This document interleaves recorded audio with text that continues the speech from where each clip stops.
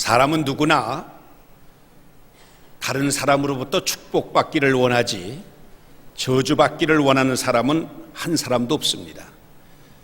사람은 자신이 복을 받고 살기를 원하기 때문에 그렇습니다. 예수님께서도 축복하는 것은 있을지언정 결코 저주는 하지 말라고 말씀을 하십니다. 그래서 어느 집에 들어가든지 그 집에 평안을 빌어주고 그 집을 위해서 축복해 주라고 하는 말씀을 하셨습니다. 만약에 내가 그 집에 가서 복을 빌어주면은 그 집에도 좋고, 또 만약에 그 집에서 그 복을 받을 자격이 없으면 복을 빈 나에게 그 복이 돌아온다고 하는 사실입니다. 그래서 예수님께서는 누구를 저주하신 일이 없습니다. 예수님께 십자가 달려 돌아가실 때에 양쪽에 있는 그 강도들은 자기를 죽이는 그 로마 군병들과 거기 있는 사람들을 향해서 저주를 하고 욕을 하고 비참하게 죽어갔지만은 예수님은 오히려 자기를 못 박는 사람들을 위해서 용서의 기도를 구하는 그런 모습을 볼 수 있습니다. 아버지시여, 저들의 죄를 용서하여 주옵소서. 저들은 자기가 하는 일을 알지 못하기 때문입니다. 그렇게 기도하시고 운명을 하셨습니다. 그 장면을 본 로마 백부장 지휘관이 과연 저분은 하나님의 아들이시다고 고백하게 되었던 것을 우리는 잘 압니다. 오늘 성경 본문의 말씀도 보면 베드로전서 2장 22절부터 이렇게 기록하고 있습니다. 예수님은 죄를 범하지 아니하시고 그 입에 거짓도 없으시며 욕을 당하시되 맞대어 욕하지 아니하시고 고난을 당하시되 위협하지 아니하시고 오직 공의로 심판하시는 이에게 부탁하시며 친히 나무에 달려 그 몸으로 우리 죄를 담당하셨으니 이는 우리로 하여금 죄에 대하여 죽고 의에 대하여 살게 함을 얻게 하려 하십니다. 그가 채찍에 맞음으로 너희는 나음을 얻었나니 너희는 전에는 양과 같이 길을 잃었더니 이제는 너희 영혼의 목자와 감독 되신 이에게 돌아왔느니라 말씀하고 있습니다. 이처럼 예수님은 죄로 인해서 저주받을 수밖에 없는 우리들에게 이 저주의 줄을 끊으신 것입니다. 그래서 이 시간에는 저주의 줄을 끊으신 예수님이라 그런 제목으로 같이 은혜를 나누려고 합니다. 우리 인생을 살아가면서 이 저주라고 하는 그림자가 우리를 항상 따라다닙니다. 왜 그렇습니까? 아담이 에덴 동산에서 하나님이 따먹지 말라고 한 선악과를 따먹은 이후부터 저주가 들어왔습니다. 아담이 하나님 명령을 거역하고 선악과를 따먹게 되니까 그와 그의 가족에게는 저주가 시작된 것입니다. 여자는 임신을 해서 고통을 크게 당하고 아기를 낳으면 죽을 고비를 넘길 정도로 고통하면서 자녀를 출산하게 된 것입니다. 남자는 아담 때문에 땅이 저주를 받게 됩니다. 그래서 땅은 가시덤불과 엉겅퀴를 내게 됩니다. 또한 남자는 평생 동안 얼굴에 땀을 흘려야 되고 수고해야 이 땅의 소산물을 먹고 살게 되었습니다. 뿐만 아니라 에덴 동산 안에 있는 생명나무 열매는 먹지를 못하도록 하나님께서는 두루 도는 불칼을 두어서 접근하지 못하게 하셨던 것입니다. 이 저주는 아담과 하와에게서 끝난 것이 아닙니다. 아담의 첫째 아들 가인이 그 동생을 쳐 죽이는 그런 비극이 일어났습니다. 그 이후에는 살육은 더욱 빈번하게 되었고 대량살상으로 인해서 엄청난 저주가 이 땅에 임하게 된 것입니다. 아담 한 사람이 범죄함으로 세상 사람들은 더 큰 범죄를 저지르고 저주받은 인생을 살게 된 것입니다. 창세기 6장에 보면은 사람들이 땅 위에 번성하기 시작할 때 사람들이 모두 육체가 되고 육신의 욕망대로 그야말로 살아가는 이 짐승보다도 못한 존재로 전락하게 되니까 창세기 6장 5절에서 이렇게 하나님 말씀하셨습니다. 사람의 죄악이 세상에 가득한과 그의 마음으로 생각하는 모든 계획이 항상 악할 뿐임을 보시고 땅 위에 사람 지으셨음을 한탄하사 마음에 근심하시고 이르시되 내가 창조한 사람을 내가 지면에서 쓸어버리되 사람으로부터 가축과 기는 것과 공중의 새까지 그리하리니 이는 내가 그것들을 지었음을 한탄함이니라. 얼마나 죄가 만연했으면은 하나님께서 당신이 창조하신 인간들과 동물들까지 다 쓸어보시겠다고 말씀하셨겠습니까? 그래서 노아 시대 대홍수가 일어났는데 그때 상황을 이렇게 기록하고 있습니다. 그때 온 땅에 하나님 앞에 부패해서 포악함이 땅에 가득한지라 하나님이 보신즉 땅이 부패하였으니 이는 땅에서 모든 혈육 있는 자의 행위가 부패함이었더라. 그래서 하나님께서는 당대에 의롭게 살았던 노아에게 말씀하셨습니다. 이제 앞으로 홍수로 심판할 것이니까 너는 방주를 지어라. 하나님 말씀에 순종한 노아는 가족과 함께 더불어 120년 동안 방주를 지었고 그 가족은 구원을 받았다고 하는 말씀이 성경에 있지 않습니까? 결국 오늘날의 사람들은 노아 홍수 이후에 태어난 사람들이라고 할 수 있습니다. 그런데 인간 본성이 죄악으로 가득 차 있기 때문에 다시 인간들은 죄를 범하기 시작해서 지금까지 저주스러운 삶을 살고 있는 것입니다. 그러므로 인간은 죄 때문에 멸망당하기로 그렇게 결정된 운명을 타고났다고 할 수 있습니다. 허무와 고뇌의 삶을 살 수밖에 없는 인생이 된 것입니다. 그러면 이러한 인생에게 따르는 저주의 삶을 살 수밖에 없는 그 원인이 무엇일까요? 우선 인간은 죄인의 신분을 가지고 태어나기 때문에 그렇습니다. 그러므로 우리는 아무리 착한 일을 하고 아무리 선한 일을 하고 그래도 할지라도 죄인된 신분을 벗어버릴 수가 없는 것입니다. 또 죄인된 신분을 가진 인간은 어쩔 수 없이 마귀의 지배를 받을 수밖에 없습니다. 이 마귀는 어떻게 살아도 인간으로 하여금 하나님을 따르지 못하게 만드는 것입니다. 그래서 우리가 이렇게 보면 저 사람은 법도 없이도 살 수 있을 사람이라고 아주 유하고 착한 사람도요 예수 믿으라고 그러면 반발합니다. 완악한 마음을 보인. 왜 그렇습니까? 그 심령이 죄가 들어있기 때문에 그렇습니다. 그런데 인간들은 자신들이 죄인임을 깨닫고 이 죄로에서 벗어나고 싶은 그런 여러 가지 그런 노력들을 해왔습니다. 예를 들면요, 무속 행위를 해가지고 그래서 악귀를 쫓아낸다고 한다든지 어떤 종교적인 행위로 귀신들을 잘 달래는 제사를 드린다든지 그런 방식으로 그들은 자신의 죄를 어떻게 씻어보려고 생각했습니다. 또 어떤 사람은 공덕을 쌓음으로 선한 일을 많이 함으로 자신의 죄를 씻으려고 하는 것입니다. 또 어떤 사람은 백일정성을 드린다든지 또 착한 행동을 해가지고 자신의 죄를 씻어보려고 하는 사람도 있습니다. 그러나 인간의 이런 모든 노력은 헛된 수고에 불과한 것입니다. 이런 인간의 선행으로 영원한 형벌을 면하거나 저주에서 벗어날 수는 없는 것입니다. 그래서 예수님께서 이런 불쌍한 인간들을 구원하시기 위해서 이 세상에 오신 것입니다. 이 세상에 오셔서 인간들이 받는 저주를 친히 짊어지시고 십자가에 달려 돌아가시게 된 것입니다. 예수님께서 이 세상에 오셨을 때 그보다 앞서 6개월 먼저 온 세례 요한이 예수님을 가르치면서 보라, 세상 죄를 제거하는 하나님의 어린 양이로다, 그렇게 외쳤습니다. 이사야 선자는 예수님 탄생하시기 약 750년 전에 이런 예언을 합니다. 그는 실로 우리의 질고를 지고 우리의 슬픔을 당하였거늘 우리는 생각하기를 그는 심판을 받아 하나님께 맞으며 고난을 당한다 하였노라. 그가 찔림은 우리의 허물 때문이요 그가 상함은 우리의 죄악 때문이라. 그가 징계를 받음으로 우리는 평화를 누리고 그가 채찍에 맞음으로 우리는 나음을 받았도다.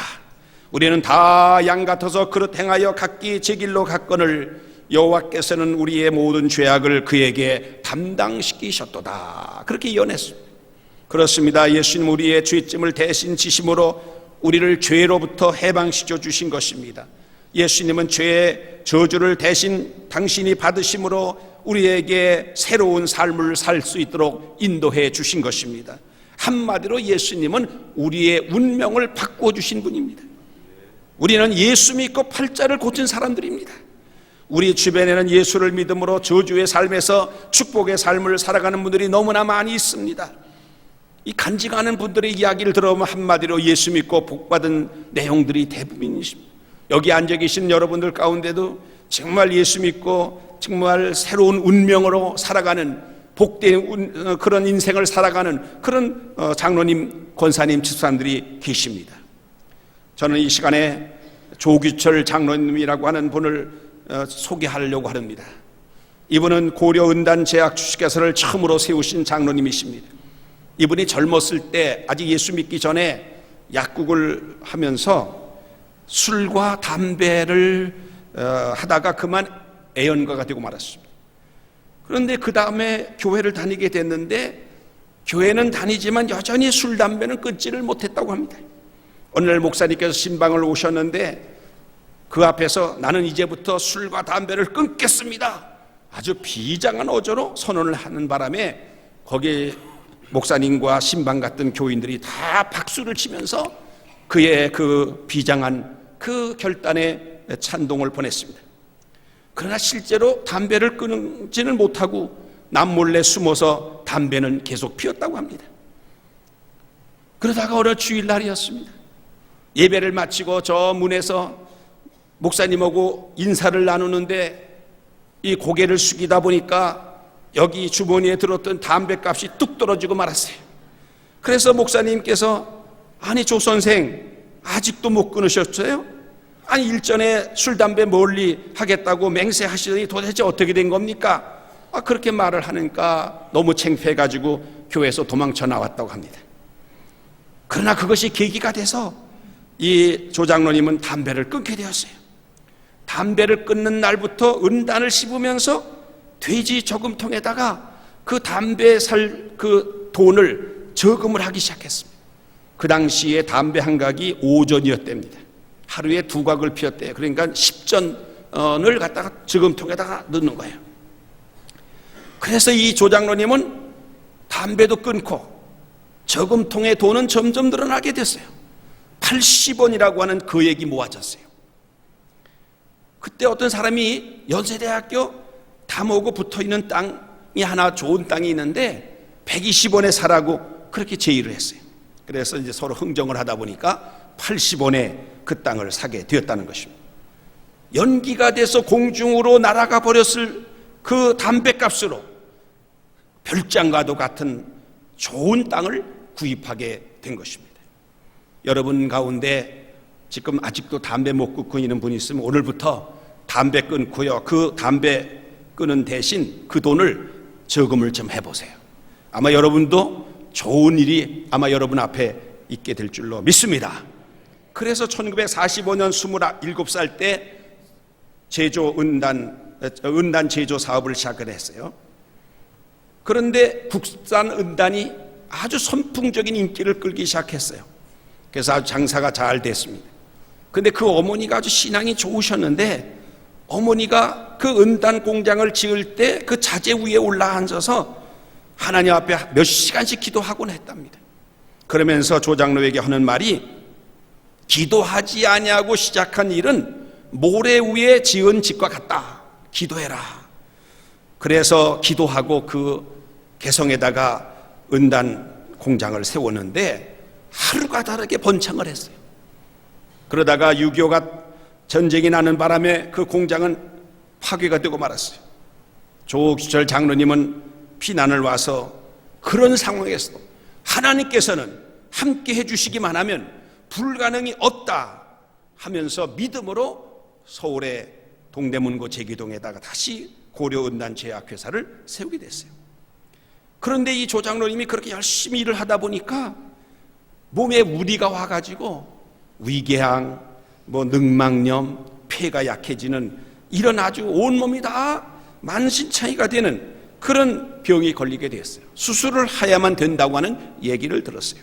그러나 이 조장로님은 교회 기도실로 가서 매일같이 하나님 기도했대요. 하나님 이 병을 치료해 달라고.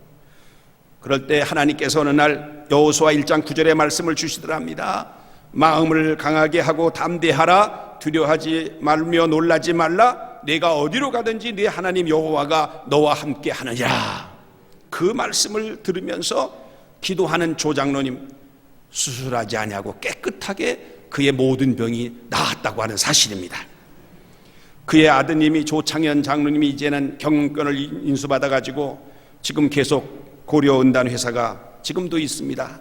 근데 이 아드님이 하나님이 우리 회사를 이렇게 축복을 해주셔서 이렇게 우리 회사가 잘 되고 있는데 하나님 우리가 정말 민족 복음화를 위해서 뭔가 우리 회사가 쓰임을 받아야 되지 않겠는가 기도하다가 Jesus loves you 라고 하는 그런 대형 광고판을 갖다가 전국 고속도로 곳곳에다가 세워놓게 되었다고 합니다. 아마 여러분도 고속도로 가다가 그 광고판을 본 일이 있을 거예요. 그래서 Jesus loves you 라고 하는 이 간판입니다. 이처럼 예수 믿고 복받은 사람을 제가 소개를 하는 이유는 여기 계신 여러분도 같은 복을 받게 될 줄로 믿기 때문인데 여러분도 그렇게 되시기를 주의 이름으로 축원합니다. 여러분 예수를 믿으면 운명이 바뀌어집니다. 예수님은 우리의 죄의 사슬을 끊으시고 마귀의 지배에서 우리를 건져주시는 것입니다. 사랑하는 성도 여러분, 이 시간에 예수님을 주님을 모시고 축복을 유혹으로 받으시고 예수님의 권세를 누리시기를 다시 한번 축원드립니다. 그러면 예수 믿고 하나님의 자녀가 된 성도들은 어떻게 살아야 되겠습니까? 요컨대 하나님의 뜻대로 살아야 됩니다. 어떻게 사는 게 하나님 뜻대로 살 것일까요? 항상 기뻐하며 사는 것입니다. 쉬지 말고 기도하는 것입니다. 범사에 감사하며 사는 것입니다. 이렇게 사는 것이 예수 그리스도 안에서 우리를 향하신 하나님의 뜻이라고 성경은 말씀하고 있습니다. 그렇습니다. 우리는 늘 하나님의 은혜와 축복 가운데 살아야 될 줄로 믿습니다. 지난 주일에 제 방에 한 집사님 부부가 편지를 써서 자기 아들의 손에 들려서 제 방에 보냈습니다. 이분은 우리 교회 신실하게 신앙생활하는 분이신데 그 편지를 제가 읽었는데요, 몇 구절만 소개를 하려고 합니다.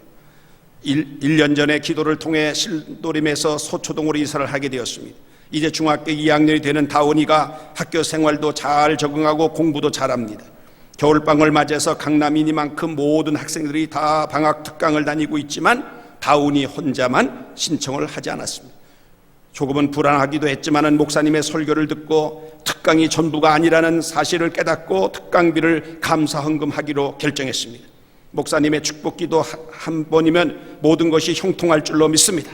주님께서 다운이를 세우시고 또 기대하시기를 기도합니다. 기도를 통해서 모든 행하여지는 일들이 형통할 줄 믿고 나아갑니다. 특별히 중2 사춘기를 주님과 함께 겪기를 바라며 건강한 중학교 생활할 수 있도록 주님께 간구를 드립니다. 좋은 친구를 만날 수 있게 기도하기보다는 좋은 친구가 될 수 있는 다운이가 되기를 바라며 주님께서 은혜 주시고 축복해 주시기를 바랍니다. 이런 편지를 우리 홍경숙 권사님과 함께 이렇게 안내를 받아서 제 방에 와서 제가 그 다운이에게 간절히 축복 기도를 해준 일이 있습니다. 사랑하는 성도 여러분, 하나님께서 함께 하시고 복을 주시면 우리는 복받게 되고 형통한 삶을 살게 되는 것을 믿으시기 바랍니다. 그러면 우리가 복을 받게 되면 그 복을 어떻게 나 혼자만 누리고 살 수가 있습니까? 성경에는 아브라함을 복이 될지니라 복의 근원이 될지니라 말씀하셨어요. 우리들은 하나님으로부터 복을 받은 복의 사람들인 것입니다. 하나님께서는 우리를 복의 통로로 쓰시기를 원하는 것입니다. 그래서 우리는 이 내가 받은 복을 다른 사람에게 나누는 삶을 살아야 이게 참된 복이 되는 것입니다. 그러면 첫 번째 어떤 복을 우리가 받았습니까? 영적인 복을 받았는데 여기에 계셔서 여러분이 예수 믿고 구원받은 성도라면 여기 앉아 계신 여러분들은 다 이 복을 받았어요. 예수 믿고 구원받고 영생을 얻은 복이야말로 복 중에서 가장 귀한 복이고 이 복은 이 세상의 어떤 복과는 비교할 수 없는 축복인 줄로 믿습니다. 내가 받은 이 영적인 복, 내가 받은 이 영생의 복, 이걸 어떻게 나눠요? 전도로 나눌 수 있어요. 다른 사람에게 예수 믿고 영생을 얻도록 해주는 것이 바로 나의 영의 복을 나누는 방법이에요. 3월 1일부터 전도대 행진을 이제 시작하게 되는데 우리 성도님들 이번 기회에 다 복을 나눠줄 수 있기를 주의 이름으로 축원합니다. 두 번째로 성도님 무슨 복을 받았느냐? 육신의 복을 받았습니다. 여러분, 어떤 분은 물질의 복도 받고 건강의 복도 받았습니다. 명예의 복도 받았습니다. 자녀가 잘 되는 복도 받았습니다. 재능의 복을 받았습니다. 복이 육신의 복도 많이 우리가 받았어요. 우리 서울 남년에 있는 이구영 목사님 한 분이 한 번은 간증을 했는데, 이분은요 시골에서 살 때 아버지가 돌아가시고 어머니가 4남매를 끌고 서울로 왔어요. 아주 단칸방에서 그 어머니가 4남매를 키우는데 아주 찢어지게 가난한 집에 소망이 없는 거예요. 그런데 그 어머니가 믿음의 어머니였어요. 여러분, 어머니 믿음이 참 중요한 거예요. 그 4남매를 위해서 늘 기도하는데 그 내용 가운데 이런 내용이 있어요. 우리 4남매 다 사자 들어가는 직업을 갖게 해 주시옵소서. 그랬는데요, 훗날 어떻게 되는지요? 첫째 아들은 교사가 됐어요. 사자 들어갔죠. 둘째가 자기인데 목사가 됐어요. 사자 들어갔죠. 셋째 아들은 판사가 됐어요. 사자 들어갔죠. 넷째는 딸이었는데 그 딸은 시집을 갔는데 남편이 회사의 대표 이사가 됐어요. 그게 사자가 됐어요. 여러분, 이 찢어지게 가난한 그 집에서, 단칸방에서 지금 제때 밥도 못 먹는 집에서 그렇게 기도한 거예요. 왜? 하나님이 우리 가정을 복 주실 것이라는 소망이 있고 믿음이 있기 때문에 그런 거예요. 여러분, 현실만 보고 낙심하지 마세요. 하나님 앞에 꿈을 가지고 기도하시기를 바랍니다. 그러면 그렇게 되는 줄로 믿습니다. 아무쪼록 사랑하는 성도 여러분, 우리는 나는 받은 게 없는데, 나는 뭐 주고 싶어도 없다, 그런 분 있습니까? 그런 분일수록 주세요. 이 다음에 내가 돈 많이 벌면 내가 줘야지. 그런 사람은 이 다음에 돈 많이 벌어도 못 줍니다. 내가 지금 가지고 있는 것 가지고 나누세요. 다른 사람하고 자꾸 나누시고, 뭐 물질뿐만 아니라 말 한마디라도 나누시고, 예수를 전하는 것도 나누시고, 뭐 여러 가지로 나눌 수가 있잖아요. 그러면 예수님 뭐라고 말씀했냐? 주라, 그리하면 너희에게 줄 것이니 곧 후히 되어 누르고 흔들어 넘치도록 하여 너희에게 안겨주리라 그랬어요. 여러분, 정말 다른 사람에게 나누고 우리 주님에게 드리면, 우리 주님은 우리에게 어떻게 주시느냐? 후히 되어 누르고 흔들어서 넘치도록 하여 너희에게 안겨준다는 거예요. 우리 동네 옆에 쌀 장사하는 아저씨가 있었는데, 그 아저씨가 그 쌀을 이렇게 판 때 보니까 말을 갖다가 퉁툭툭 쳐가지고 더 들어가게 더 담고 또 꾹꾹 눌러가지고 그 막대기 같은 걸로 싹 긁질 않고 한 3분의 2만 싹 긁고 주는데 얼마나 사람들이 좋아하는지 그 집에만 사람들이 몰리는 것을 제가 봤어요. 그럼 그 쌀 가게가 잘 됐을까요? 못 됐을까요? 잘 됐습니다. 정말 하나님이 복 주시면요, 다른 사람에게 내가 복을 못 받았다 생각하는 분은 자꾸 복을 나눠야 됩니다. 그러면 하나님이 나에게 큰 복으로 채워주신다는 사실을 믿으시기를 바랍니다. 기도하겠습니다. 은혜로우신 하나님, 우리로 하여금 예수 믿고 구원받아 영생의 복을 받게 해주신 은혜를 진심으로 감사합니다. 또한 육적인 복도 주신 것 감사합니다. 우리가 받은 영과 육의 복을 다른 사람에게 나누어 줄 수 있게 하시고 주님께도 드릴 수 있게 도와주셔서 풍성한 복을 받게 하여 주옵소서. 축복의 통로가 되게 하여 주시옵소서. 아멘. 예수님의 이름으로 기도하옵나이다. 아멘.